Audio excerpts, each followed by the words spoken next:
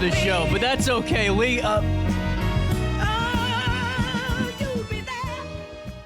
it's 9:03 right here on this 18th day of January, and this has been the wildest start to any morning show. I don't.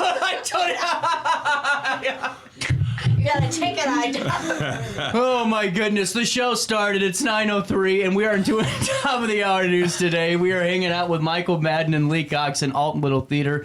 Red Jasper is here. I know. I'm so excited that he actually made it in from I know, California I'm with this excited beautiful too. tan. Yeah, look at the tan on you. You know, we were just talking, and I said, and Lee pointed out perfectly, we are a little bit more pale in complexion, but to have you. Usually I'm like that. Usually. But to have you here brightening up the room, Michael, Thank you. greatly I'm thrilled appreciate. to be in the area. I'm from St. Louis originally. I was here 5 years ago, had another play that the lovely and wonderful artistic director for Little Alton Theater decided to do that play, and we've been friends ever since. And I always love coming back to St. Louis because I was born and raised here and lived here for the first 30 years of my life. And even though I have a San Diego tan, I have a St. Louis heart. Oh, look at that liner. St. Louis Alton heart. Oh, there we go. That's it's a hyphen. It's a hyphen. That's It's not parentheses. It's a hyphen. That's like North Alton. He hasn't been here in the cold very long yet. Ask me Sunday. Ask me Wait till Sunday. tomorrow. Yeah, no kidding.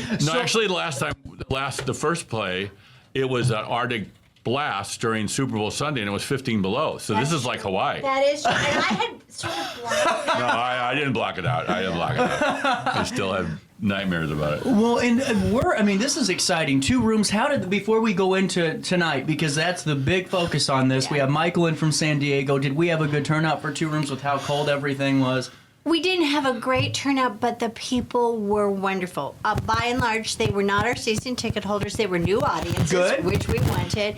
And they were so quiet because they were watching and listening. And it was just a beautiful production. We had students for the first time in a long time. I mean, a lot of students, because Christy Doring was directing.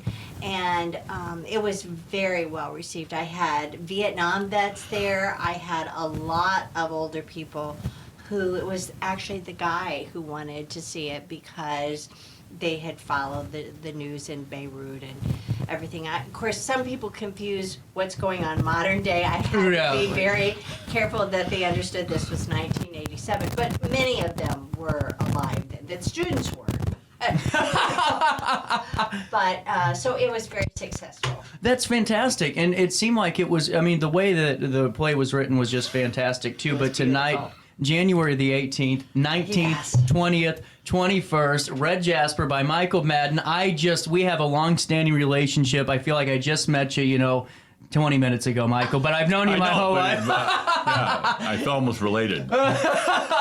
Michael, take me through just how you were able to develop the synopsis for Red Jasper. At the core of it, it's a love story, and I am a syrupy, sappy, romantic comedy kind of guy. And I grew up watching all of the old movies in black and white in our basement, watching that kind of stuff. And so I wanted to write a love story.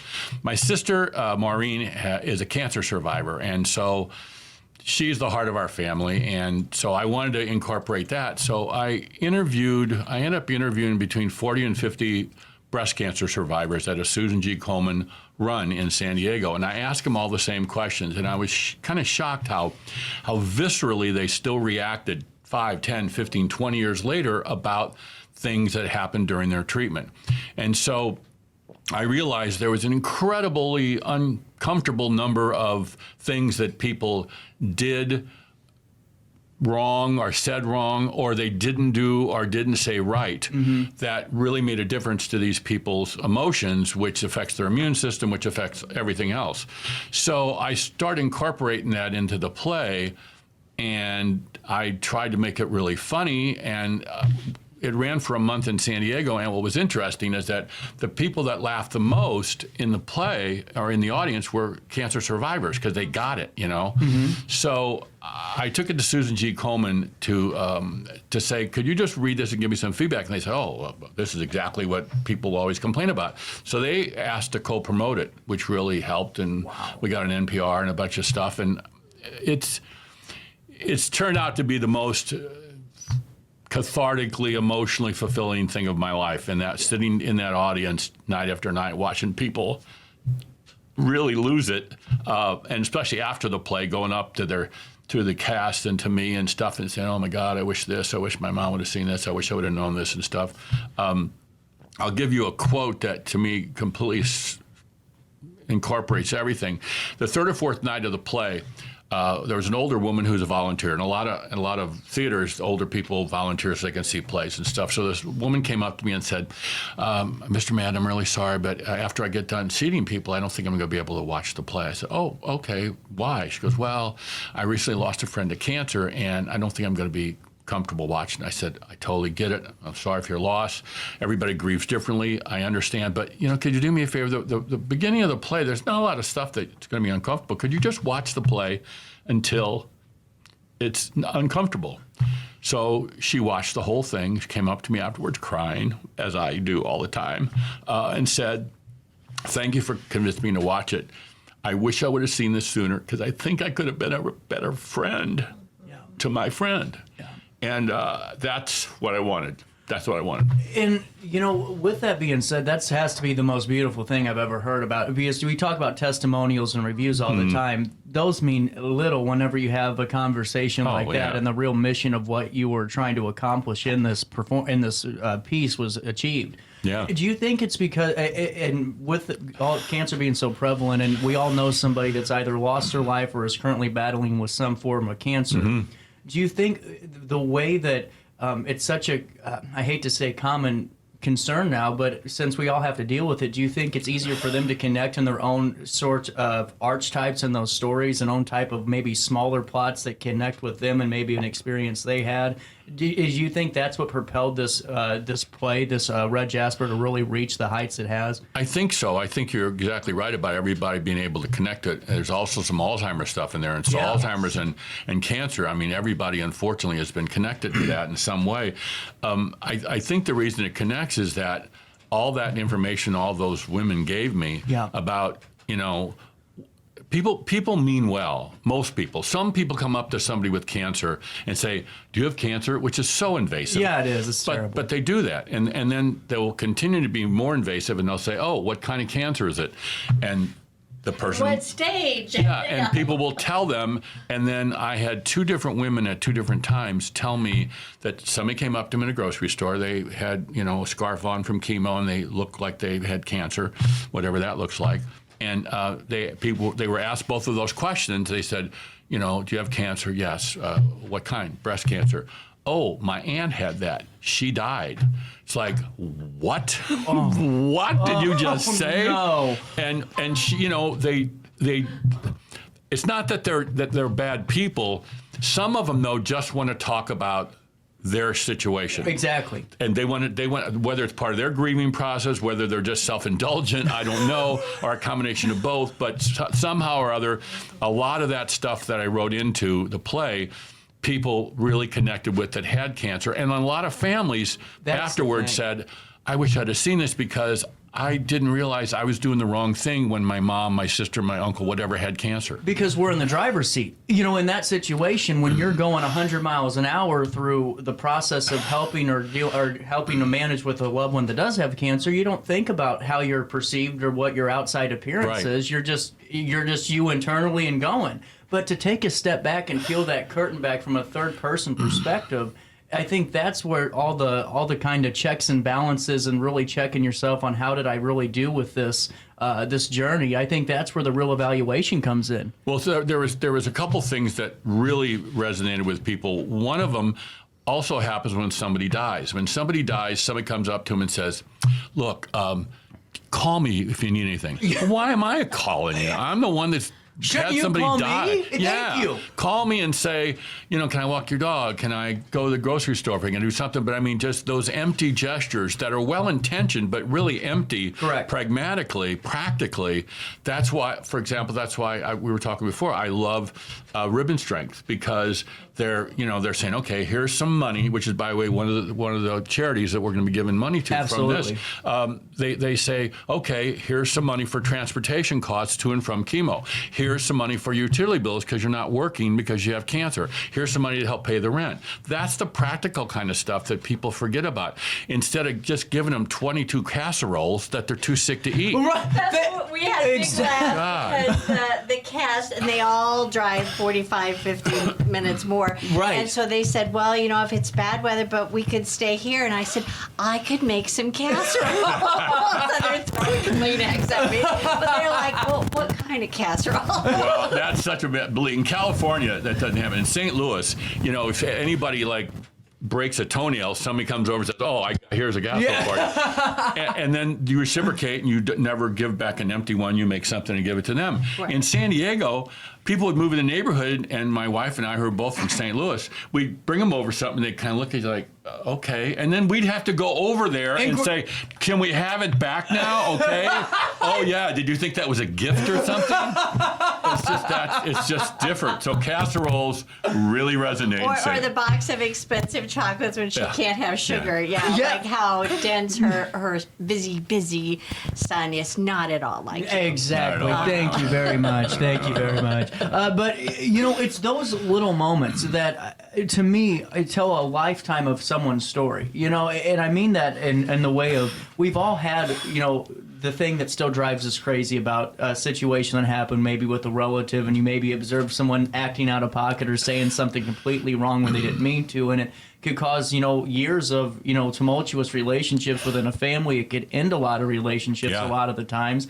And to be able to really have this into a spotlight where we can see how outside factors really affect the individual with the disease, because I think sometimes as caregivers, we forget that we aren't the ones suffering from the disease. We're supposed to be caring for the one that is suffering for it, not just talking about what makes us happier, makes us feel better about ourselves on this journey. And there I do hospice work in San Diego, and there's just a certain group of people that are doing it to be able to talk about it at a cocktail party, and the same thing, like, oh, I took my friend, she has cancer, I took her to her treatment the other day. I was really busy, but I made the time because she's a good friend of mine, and I drove all the way down to Clayton from Creve Coeur and dropped her off, and then I went and had lunch, but I picked her up on the right time, and that kind of stuff. You're right. But most people just are doing it for the right reason. Right. It's just that other people color the experience for a lot of people wrong.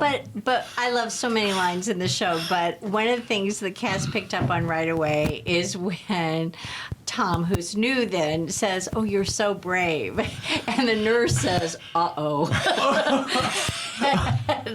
Izzy goes into, why am I brave? Yeah. Why do people think I need to be, heroic about this or something? I'm just trying to live. I'm just trying to continue my life. Right. There's nothing brave about that. So that is actually part mind reader. I don't know if it's the mother-son, proverbial connection here, but all I know is that She's more like a daughter to me. So it's hard for me to Wait, we're just not the same age. It's the tan. It must have affected my head. it does that to people. Yeah, it really does. Yeah, the pigmentation.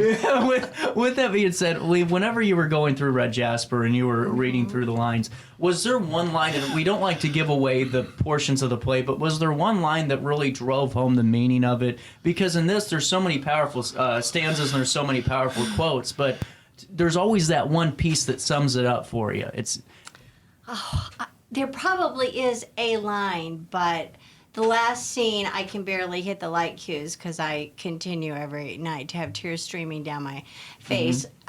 Because I so admire her character, Izzy's character, because she lives until she dies, and then when she dies, it's really okay. Her last speech, my husband was bawling, and he's now seen it 3 times, and I'm like, he was trying to take pictures, and I could tell the camera was like, but it's just so beautifully written, and everyone has said that. It is so beautifully written. And for those out there that not just had the spoiler that Izzy is no longer with us, the other thing people said repeatedly is that a lot of people didn't want to come because it was about cancer, and they said, didn't come, and blah, blah, blah. Yeah. But then people said, it really gave me hope.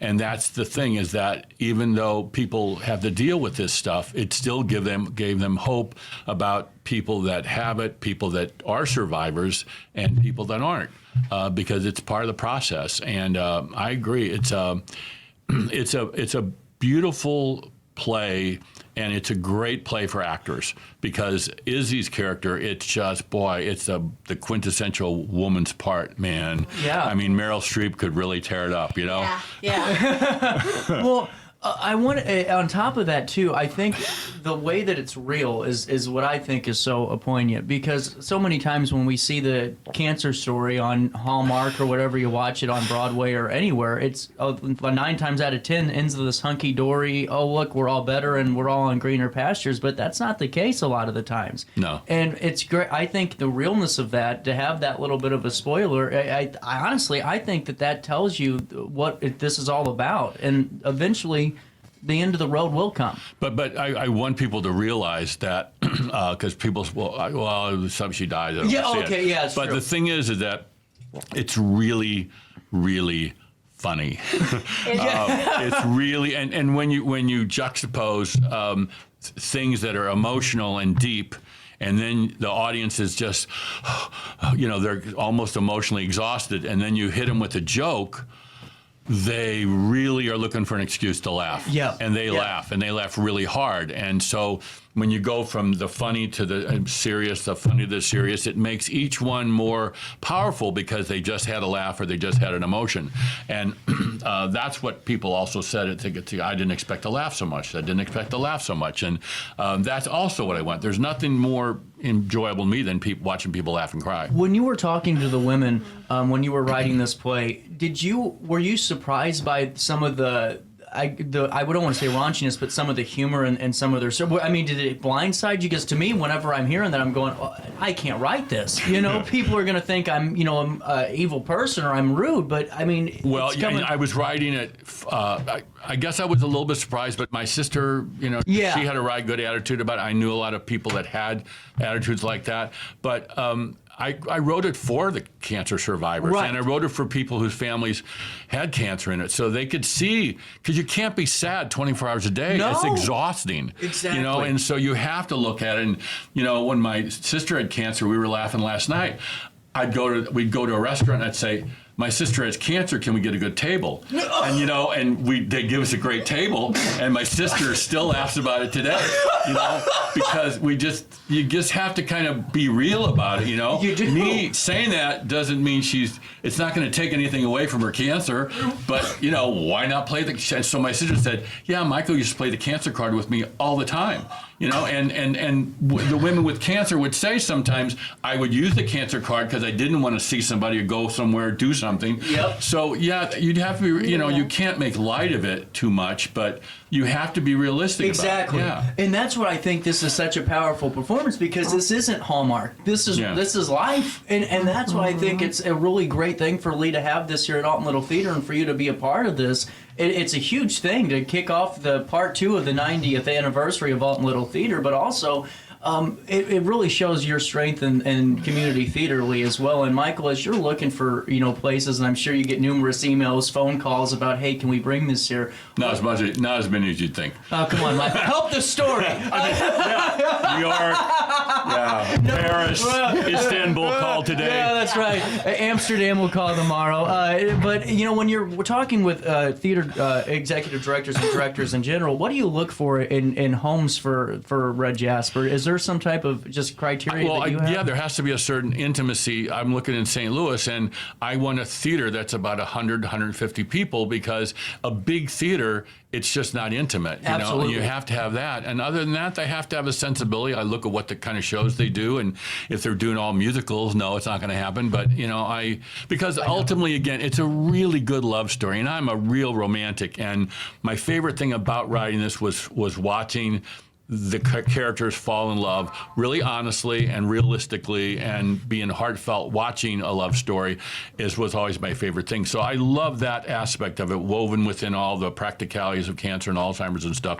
The fact that it's just a really sweet, sweet love story of people later in life. And when people fall in love later in life, they usually fall in love with people who are being their authentic self, because at a certain age you go, I'm just going to be who I am. I don't care. I'm tired of all the other stuff. And when you fall in love with somebody being their authentic self, you really fall in love. Absolutely. Can we take a quick pause Sure. on that? Because I think that's a great stopping point. It's 9:22, but we aren't going anywhere. We got Michael in here, Lee Cox, and the weirdest start to my morning show, I think, in 6 years. But that's okay. That was fun. It's exciting, and we got more conversation hitting you right after this in the heart of the 618.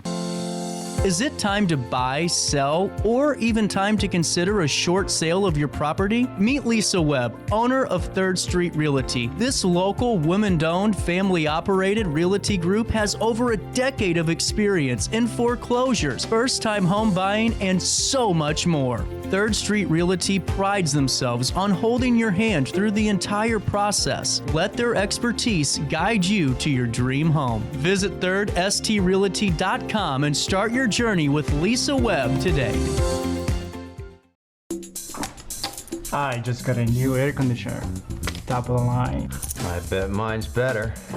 It's so efficient and quiet, I hardly know it's running. I've got you both trumped. I've got a Linux. So do I. Barrett Heating and Cooling carries Linux products to meet any budget. Don't gamble with your energy dollars. Call Barrett Heating and Cooling and start saving today. Lennox. Innovation never felt so good. With over 20 years of experience, Wilson's Tree Service has the expertise to handle all of your tree care needs. Licensed and fully insured, their team of experts are dedicated to providing reliable service. Plus, with a 24-hour emergency service line, Wilson's will always be there for you. Don't risk tackling that timber by yourself. Trust the local professionals at Wilson's Tree Service. Visit treeservicealtonil.org to get started today. Welcome to Evergreen Place, a community that embodies joyful living, independence, and financial freedom for seniors. If you're looking for a full day of activities or to relax in your apartment, we have you covered. Located on the Alton Memorial campus. To know us is to love us. Experience the difference at Evergreen Place.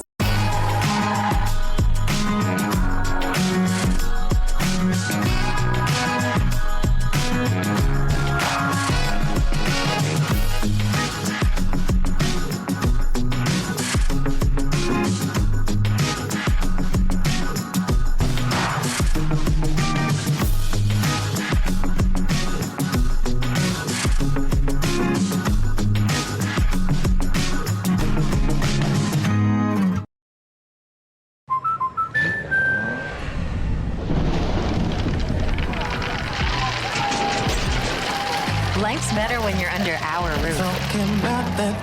That's because our expert agents will make you feel totally protected with the right auto and home coverage at the right price.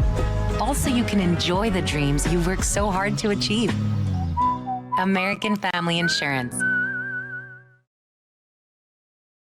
Since 1993, Sparks Junk Removal is always adapting to the needs of our clients. That is why we now offer weekly trash pickup for selected areas. Plus, we offer driveway-safe rubber-tired dumpster rental. Give us a call today at 618-781-1407 or visit us at sparksjunkremoval.net. Not sure if you've noticed, but those advertised prices from the other dealers are just a bunch of blah, blah, blah. At Roberts Motors, the advertised price is the price you pay. And that, my friend, is great news for you. Don't fall for their so-called incentives that will leave you banging your head against the wall. Go with Roberts Motors. Prices you can trust and people you will like. That's the Roberts Motors way. And trust me, it's the way to go. When life throws unexpected challenges your way, you need a versatile legal ally to protect you. Sean Lentz, with over 12 years of experience, is here to help you in a variety of avenues. From personal injury to criminal defense and even semi-truck accidents, Sean Lentz has your back. Don't wait for the justice that you deserve. Call 618-465-8000 and see how Sean can help you today. Welcome back to our daily show. Here's CJ. Baby, I'm afraid of the way I leave you. Baby, I'm amazed at the way you help me sing my song. Right me when I'm wrong. Baby, I'm amazed 9:27. You know, I like Paul McCartney better than Wings. It's an unpopular statement. I get it. I know. Hey, before we go back to the conversation, Dan Brandon did break some news here a couple of moments ago out of Carrollton. The Carrollton Police Department has requested public assistance in locating a missing/runaway juvenile named Riley. Here's the latest. Riley has not been seen or heard from since January the 3rd. A few weeks ago, the Carrollton Police Department said in a statement, if you have seen Riley or know where she is, immediately contact the Carrollton Police Department at 217-942-3135. That's 217-942-3135. My apologies. I just want to make sure we got that information out. Parents' worst nightmare. Absolutely. Yeah. And, you know, getting back to tonight, because this is, I don't think anyone realizes, Lee, just as a whole, to really have someone like Michael coming in, and I mean, it really adds to Alton Little Theater and its legacy. And I mean, and I'm not patronizing you at all, Michael. I really mean that, and it shows testament to your leadership, to you and Kevin's, to get this done. And the cast is so happy, and they're terrified. That's okay. So hold that thought. Michael and I had a great conversation on this because the play has been in different areas and it's been traveling throughout the country.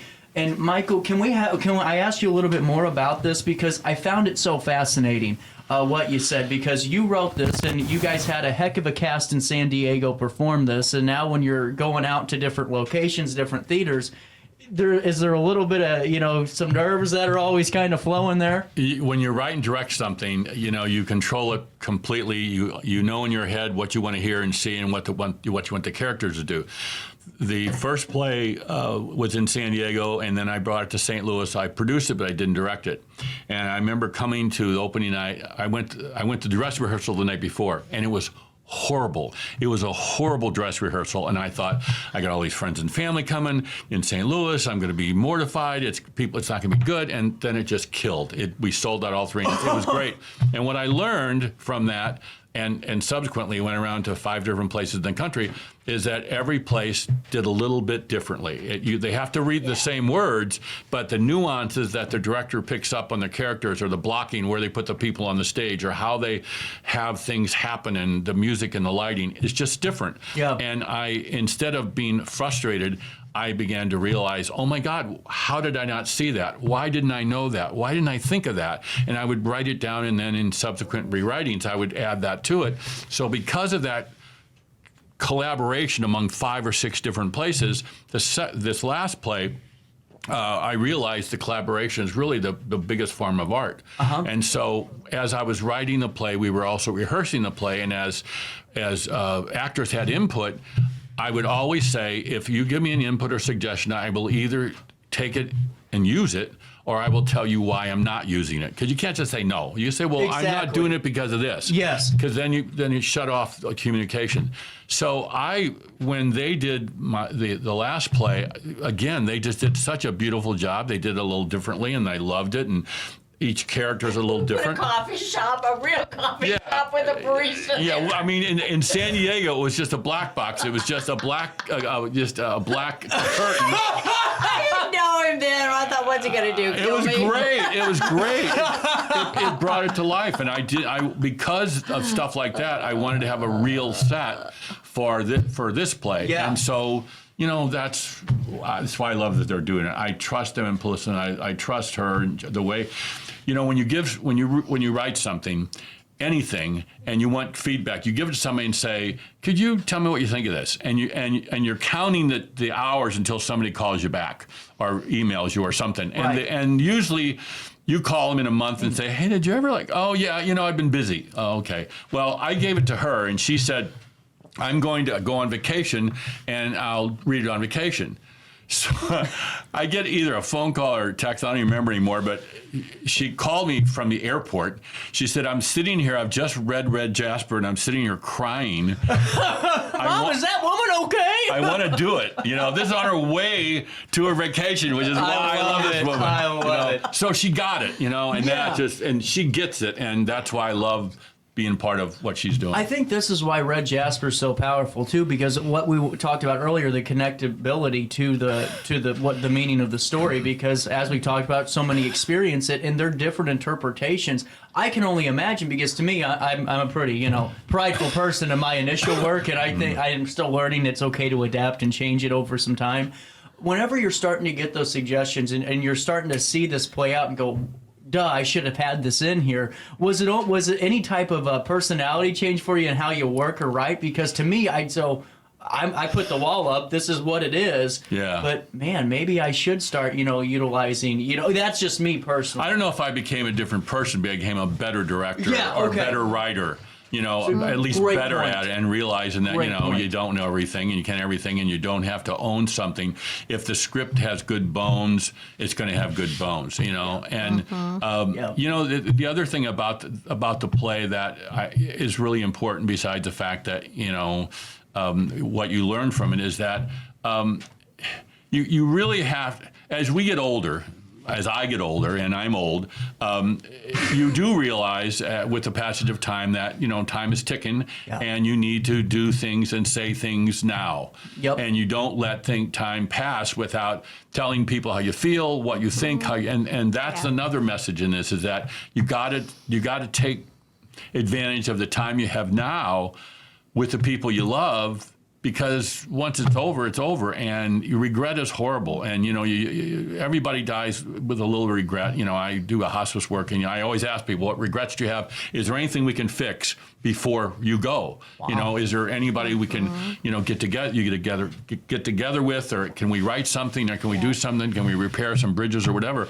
And it's really interesting to see people do it, and people that have been reticent for 20 years, when you just make the effort, all of a sudden it's reciprocated immediately, and people go, oh, we wasted 20 years. Exactly. Let's not waste 20 more minutes. Right. And I think all of that experience, though, Michael, I think it adds to the writing ability. Yeah, sure. And I wanted your thoughts on this, because I've talked to some folks a while ago when I do pro wrestling. We talk to the TV writers, and they have different views on stuff. But do the real world experiences, not in terms of what you see on television or the news, but what happens to Michael Madden, do you think that's what drives your writing more than maybe any media source or any type of other forum?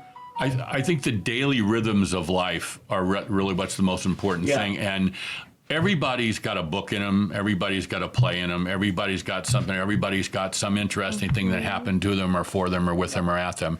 And writing it down, even if it's not going to turn into a play, even just writing it down is powerful. It's great for your kids. It's great for your grandkids. It's great for your friends.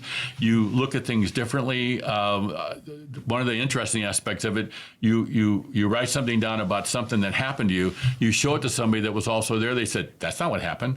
They're like, everybody sees the same incident completely, especially among siblings. You have 3 or 4 siblings, and you write about something that happened, and they go, Mom didn't say that, or he didn't do that, or you weren't like that. It's like, well, I thought it was. It's all perspective. Yeah, and speaking of that, kind of a great tie into Elephant's Graveyard. Well, you'll hear different stories next week. But getting back to Red Jasper, Michael, when you're going through, was there one addition to this outside of San Diego that you think encapsulated the story the best, or do they all tell it in a different way that equals the same amount of severity? No, what you said before, you said that it traveled around the country. It hasn't traveled around the country. No, the other play did. The other play traveled the country. No, it's hard. After COVID, it was so hard on theaters. So many theaters closed. And the demographic of theaters, of community theaters, is older typically. And so when theaters, it's my experience, when theaters start to come back, the ones that survived, people didn't want something. They wanted Oklahoma, they wanted something they were familiar. They want arsenic lace for the 3rd time. They wanted something they were familiar with, or they wanted something that was upbeat. And upbeat stuff always sells. So it's still kind of in that context. People still haven't come back as much as they did before, and so it's hard to get a play like this with the subject matter to out there, because people are like, well, I don't know. And exactly. I've said, look, I will underwrite the cost of the production. I will pay for the production cost, and when the money comes in from ticket revenue, which I guarantee it will, then you can keep the profits. and I will guarantee you a minimum of this much money that you'll make no matter what the ticket costs are. Right. And I thought that people would be falling over themselves. They go, well, I don't know. I will have to get back with you. So it's really frustrating to go through and feel like you have. On it. Yeah, Lisa, hell yes. We talk a lot. She's not just a pretty face. Okay? No, she's a I'm cute keeping that theater open. business person. Well, and honestly, too, like you said, Michael, and I've said this before with Lee not in the studio because she won't let me, but a visionary really for local theater. Totally. Because, I mean, the darkest night of live performances was the pandemic. And to get out of that and really do whatever it takes to get out of it. And you said time and time again you would, and it shows. We've talked so much about how a play would translate in Florida to New York to St. Louis to Los Angeles. Are there any geographical crossovers or any type of, kind of differences that our audience is going to have to connect to, or is it such a connected play? Because we've mentioned casseroles, which is a Midwestern thing. Mm-hmm. Is there any type of tie-in like that our audience is going to be unfamiliar with that's a West Coast theme or an Eastern Coast theme? No. I think if we can just get them there, I know they're going to identify and enjoy it. But Michael's exactly right. We don't have a lot of season ticket holders because even in 2 rooms they said, oh, it's like watching the news. And I'm a news junkie. Me too, yeah. So I don't kind of get that. But I'm like, you don't want to know what's going on in the world. But again, I have 40 years as a therapist, so I've talked to people about this feud they've had with 20 years, and they don't even remember why they've had it. I talk to parents all the time who have an estranged or strained relationship with a child. I mean, there's so many things in this show that people can really identify with. And yes, some funny things. In fact, Pam Boker, who plays the lead, you just saw her in 2 rooms, but she's diminutive. And so, first of all, I found this red jasper stone that she's given, and then she also brings in stones from her garden. And the other night, she's like, did you have to buy such a big one? she's like, you are stronger than I am. I'm like, well, I didn't think I was stronger than you, but she's very little. I'm like, I'm sorry. I wanted to make sure everybody could see it. Learning Learning experiences, And people at intermission, I would go out amongst the customers and crowd and stuff, and people would say, "What's this? Why is it Red Jasper? What's this Red Jasper thing?" I'd say, "Just wait. I'm not going to spoil it. We'll tell you what it's about. It will." Strike a chord. I've been into energy healing forever, and I didn't know what it was until we met and talked and dissected it out in his beautiful garden in his backyard. And I will, and one of those things too. I think, regardless, just that symbol, that symbolic piece, it could be open to interpretation as well. I'm assuming too in that, and what does that really mean? And, I mean, everything's like that. Everything's a metaphor. Everything's I love it. Simile. Everything's something, and although there's a general idea that people get out of it, like any good play, when you leave, everybody's got a little different take on it. And what was your favorite part? Oh, this. Oh no, I like this. Or that really resonated with me. And that's what I hope really, really happens. And back to what you were talking earlier about what this visionary does, the fact that she's bringing in, first of all, they're doing 3 plays in 3 weeks. That unheard of. Almost, logistically impossible. Yes. And to do them with sets, I mean, it's really pretty incredible. So that alone is really great. The fact that she's doing 3 plays that people really don't know anything about. Right. People are not coming to this play tonight because, Red Jasper, can't wait to see it. They're like, wow, what, Red Jasper? They're coming because they trust her, because of things like this, because there was an article in the paper. They're coming, and because the weather's better this weekend than last weekend. Right, correct. It's not great, but it's better than last weekend. And so I think hopefully some people that were housebound last weekend, it's a chance to get out. It's a chance to do something different tonight. I can't watch football all the time. Let me just watch this. And I think they'll be rewarded. And I think anybody that's got an emotional connection to anybody in their past, present, or future that's going to be in that realm will connect to it. And I don't know for sure that this is true, but when you were talking about people around the country, I now get scripts from new playwrights, Wow. scripts, a lot. And in fact, the next 2 years, I've already kind of made my choices to what we'll do for the studio series. But I think that might be because they do check out the website. Totally. They've read the total and beautiful things, and things that even I didn't know about the other two shows. I knew a lot about Red Jasper because we've been friends and talked, but I didn't know Lee Blessing's Show Two Rooms was named by Time Magazine the best play of the year in 1988. And we did 2 Blessing plays, and I should have known that, and I didn't until I got into it. And then Thomas Neely, who's got the Deluxe Freak Show. Oh, yeah. He is so intelligent and knew everything about George Brandt's story about the Elephant's Graveyard. And I thought, oh, nobody's going to know this story because I tripped out to Tennessee to... Dang it! Now I gotta be good, Lee! Really gotta be good. Dang it! I want to get back because you brought up a great point. And you said that, some of the cast are knowing that Michael's going to be in attendance tonight, and with that comes a little bit of nerves and all the fun stuff that comes with it. But, Michael, let me ask you first. What's your advice to maybe one of the performers if they're watching today and knowing that the big guy's in the house, ready to come observe this?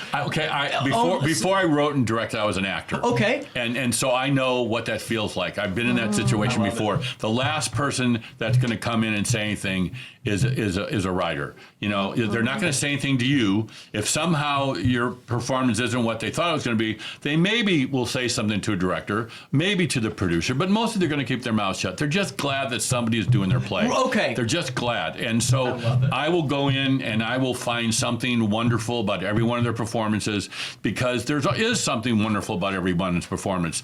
When people... As an actor, you see a lot. People come that are actors and watch your plays, and then you have to reciprocate. So you end up seeing a lot of bad plays, and some of the most creative things you ever come up with in your life are what to say to the actor after the play. Really, because most people are going, how did you memorize all those lines? But there's always something like when you look at some performance, like that decision where you picked up the cup and held it, was that your decision or was that the director's? And when you looked, when you were looking over there, that was really intriguing. But in this case, so good at this. I'm not. I get quiet, which is they know. This is a bad night. Don't talk to Lee. There's always something good to say, and I love seeing an actor, and I think that's why the actors in San Diego loved being in the play, because every night they went outside and there was a group of people, and people would come up to them and hug them that they didn't even know them, and they'd say, "Oh my God, this was great. You reminded me of so and so," or "I'm glad it is," or they just cried. Yeah. And actors weren't used to it. These actors, the first couple of nights, are like, "Oh my God, I was freaking out. This woman came up to me and threw her arms around me, and started crying." I'm like, I didn't even know who she was. And by the third or fourth night, they're like, they can't wait. They're like, can't wait to connect and stuff. So I think it's a good It's a good actor play because they really do get to emote. And so however they do it tonight, it's fine. Every problem I have, luckily, in life is a first world problem. And it really is. It totally is. You're right. It totally is. You're At this stage of my life, I got madly in love with my wife. I got 2 great daughters. I'm not eating dog food. I love my life. And so I just can't sweat the small stuff, which you also realize as you get older. You shouldn't sweat the small stuff. I still got me on the freeway, but that's it. I'm sorry, the highway. That's right. And that's a great point, though. And in terms of all and that's what Lee and I have talked about time and time again, is all the craziness in the world. You turn on any news station or any other station, you're going to find some type of crazy. So why can't you just come and enjoy the show and just realize, like you said, there's always a good part of something. And I think that's a huge testament, because regardless, I've seen them rehearse, and I hate to do this to them.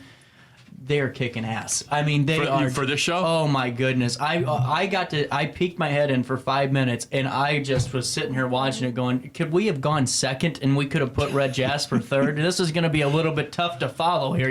It's like, but they're all very different. They're all very different shows, and so It's true. I know the 4 people who were double cast in major roles. Yes. Yeah, it's been a little stressful for them. But I also think I didn't know she was in 2 rooms. 2 rooms. Yeah. Oh my God. I played this uptight State Department lady. How could I possibly get upset with anybody that's doing 2 roles? People don't realize how hard it is to remember lines, and to remember lines the older you get, the harder it is. Yeah. And to do 2 shows kind of simultaneously. Exactly. Is overwhelming from a logistical standpoint. So I can't wait to meet her and just bow down at her and say, oh my God, I have so much respect for your talent to be able to do that and pull it off. It's really incredible. It really is. And Pam, we are so fortunate. She's done both equity and non-equity work. And when it was apparent that I might not be at the top of my game right now, I went to her. I'd done a show with her. And I said, you are this character. I know you can do this. So I need you to do this because it's sort of my baby, and I need you to be Izzy if I can't do it. So she is. Well, and that's what I really think it's going to be all around the board, just boxes ticked, and really just a lot of smiling faces because of the connectability, because of the fact that, oh my goodness, this is something I did. This is cousin Johnny that did this to Grandma, or anything like that. But also the fact that in 3 weeks you were able to have so many performers on. And like you said, simultaneously, there were folks rehearsing for 2 rooms at the same time. We were doing Elephant's Graveyard. Then they were doing, this is the wild part, Michael, they were doing Best of the Best Christmas rehearsals during the plays. Oh, my God. It was incredible. And then they moved 4 posters out in the shed with a heater, and they're out there. You can see their breath, and they've got coats on trying to be romantic. And finally I said, Kevin, come and use the 4. He's like, well, I don't want them to hear our voices when they're fighting. I'm like, well, just be quiet. But I mean, that's the dedication, and I think, Lee, that's why Alton Little Theater for 90 years has been a powerhouse, and for the next 90 you'll continue to be one, because what you have is something special, and what you have is dedicated performers that love coming to Alton Little Theater. Michael, I have a couple more questions for you because I got to get the whole hour in. We started off on a very wild note. First of all, I just for the listening public, I've done a number of podcasts. I have a couple of friends in San Diego that have incredibly powerful and successful podcasts. The fact that your energy is so high and comfortable, but yet still comfortable, and your questions are so enthusiastic and well-researched to elicit a very specific question and answer back from me, that's really hard to do. It really is, and I really appreciate it. You made this time just fly by, and it's been effortless, and your honest feedback and enthusiasm and really comfortable. Thank you very much. Is that what you told me? Yeah, well, I didn't know if I got the words right. I was supposed to slip you the 20 after the commercial break, but that's okay. Hey, going back to how'd you get started into performing? Because I got to know a little bit more about you overall as a performer. Okay, I'll give you the short version. I was a chiropractor for 25 years. I was in a car accident in 1998. I had to sell my practice. I then became Mr. Mom. I was the director of San Diego Blues Festival for 4 years, as well as the co-producer. Then I wrote screenplays for a year, cathartic but not economically fulfilling. Then I bought and sold jewels in Asia for 4 years, and then I viscerally missed being Dr. Madden, so I started a functional medicine practice, which worked on the systems of bodies, hormones, things like that. I did that for 3 or 4 years. Realized I didn't want to do that anymore. I took an acting class. My sister was a professional actor for 40 years, made a living at it in LA and New York, which is about 10% of the population of actors. Wow. And so I took an acting class. My parents used to had a banjo and bus vaudeville show they did for 40 years in St. Louis. So I love being in front of people. I love being on stage. I used to do a lot of seminars. And so acting came really comfortable, and I started, I was in a couple really bad plays, and it was one-act plays, so I wrote a one-act play. It got picked up. It won the festival I entered. I increased that to the Fringe Festival. Then I increased that to a regular play. I realized I loved writing. I really loved directing. And now I still do some acting stuff here and there, but it's mostly writing and directing. When you're directing, would you get joy out of watching the character come to life throughout the progression of rehearsal and through the progression of, just going through and reading lines and making sure you're finding the right personality? Yeah, more than me doing it. That's right. I was wondering. It's more fun to watch them say my words than me do the words, and it's more fun to see them up on stage getting standing ovations than me being up there. And that sounds a little Mother Teresa-ish, but I was surprised that I felt that way so honestly. Well, and that's what I think is really fascinating too, because I'd never done a play before. Lee called me and said, "CJ, we could really use you." Oh, were you in something? Elephant's Graveyard next week. I didn't know that. Yeah, that's why we keep kind of hinting at that. No kidding. That's the call to action. Cool. How many tomatoes are you going to throw out in a cello on Friday? But whenever I was sitting there, because I'm new to this, I only did wrestling, but I'm watching because I never read the play all the way through, to be honest with you. I got to rehearsal and said, let's do this. But as I got to see all the story arcs come together, all the character arcs really start to flow, it's like, this is beautiful. This is the most beautiful formula for anything. I mean, you can see it in real time, your story coming to life, and especially if you write it. And being in a play as an actor I did some movies out in San Diego, and I remember going to a premiere, and we were on the red carpet, and in San Diego wasn't a big fine red carpet, but it was still a very short red carpet. Anyway, I remember meeting all these people, and they were in the movie. I never saw them because they weren't in my scenes. And you shoot out of order, you don't shoot scenes in the right order, so there's no continuity, there's no linear progression of the show. In a play, you're with rehearsal for 3 or 4 or 5 weeks. You're in a play for 4 or 5 or 6 weeks. You're going through this. You have the same angst. You have the same trepidation. You have the same concern. And it is like corny, like we're like a family. It is. And you see that person 3 years later, and you know them, and you still know them, and you still connect, and that's why I really loved being in plays, because the community, the camaraderie is overwhelming. You know what's wild? I was actually going to ask you what are the differences between being on a film set or a TV set to being on stage. Film sets are so boring. Well, and see, that's fascinating to me, because I've heard multiple people say that if they had the chance, they would never do film again. They would go back and do something where they can be in front of the crowd or do something with their fellow coworkers. When you're watching a movie, you got to realize that try to think what the person's saying and take away the music, because the music really sets the tone. So if somebody's saying something kind of emotional, but the music is really emotional, the words sound more emotional. Can I ask you about the music in the performance tonight?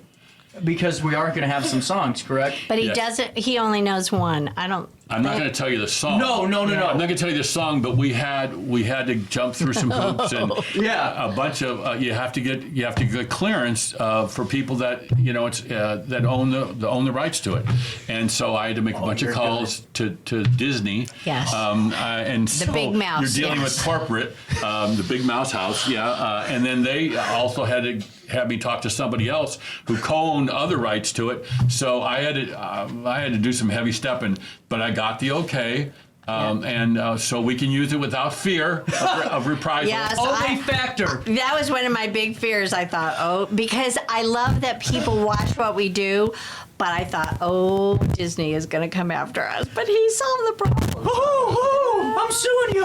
I told them the truth about what it was, and I also brought the fact that, by the way, this in their benevolence. Amazing. This will raise money, a substantial portion of the tickets, which, by the way, are $10. Hello. Thank you. $10, okay? Thank you. $10. Okay, so anyway, a substantial portion of that is going to go to 3. I love this woman and her charitable amazing. Heart. Just amazing. One of them is Ribbon Strength, which is, like I said earlier, it helps pay people's costs when they're going through cancer. That's the Alton Memorial. The second thing is Alton High School Theater Department. As happens all over the country, when budgets get cut, they don't cut sports, they cut arts. Exactly. Yep. And so that Yep. gets cut. So this helps. And having two daughters involved in the arts and sports, you know, the percentage, it's like 40% of more kids drop out of school, get pregnant, drugs, alcohol, when they're not doing something after school. You're right. So it's a big deal. And the Yes. last one is the Treehouse Wildlife over in Dow, 8.5 acres. That's been there for a long time. They're not funded with any government stuff. They take care of injured and abandoned wildlife. You know, it covers every spectrum. If you like animals more than people, we got people. If you like kids more than adults, more than sick people, you like sick people. So whatever you're coming tonight, Can I add something on Treehouse real quick? Kelly was just on too, and this is why I'm so glad it's going to Treehouse. Their next goal is to make these unique opportunities for veterans with PTSD issues to go out there, and I think that is so huge. And I'm not going to tell the story, but there is somebody that I know that battled that very badly and talked about being just with horses on a farm and, you know, and really utilizing the animals, and it's a huge thing. And I think that's a huge call to action because, Michael, I don't know if you know this, Christy is one of the legends of the area in terms of what she's done at Alton High School, and that theater department is just amazing. Those kids are... And they slashed her budget. Yeah, and she did more with a slashed budget. That's what I think's incredible. Yeah. And what those kids are doing, and Lee has these youth summer acting courses that are really helping too. But just to have that kind of powerhouse, it's what keeps the farm system of Alton Little Theater, and it's just amazing. And it's one of the reasons tickets are $10 because she wants to open it up to students and seniors and stuff like that, and young people who don't make a lot of money, and young people that don't know theater because sometimes younger people have a hard time, you know, their attention span is because of how it's been developed with social media. Yes. Their attention span is not very long. 30 seconds. And so when you sit in a play, you are forced, you can't use your phone, and you're forced to sit there, and a lot of people find out this is relaxing. This was a very relaxing hour and a half. This was comfortable. I didn't have to worry about what I was missing or, you know, FOMO. There was no FOMO the whole time I was doing this. So that's a really important reason why I think younger people need to go to the theater, because it does shut them out of the other stuff. I will say this. If you have some issues with your phone separation anxiety, Lee is a licensed therapist who can help you in the play. She'll talk with you while she's doing lights because she can do it all. Maybe not, but after the play, she'll talk to you about why your phone got taken away from you if you're young. Yes, exactly. I love you so much, but we have a radio gig. We gotta go down the road. 9:58's the time, Michael. Anytime you're in town, please stop by. I'm glad we got to have fun today. We'll take a quick break. Top of the hour news rolls around the corner right here in the heart of the 618.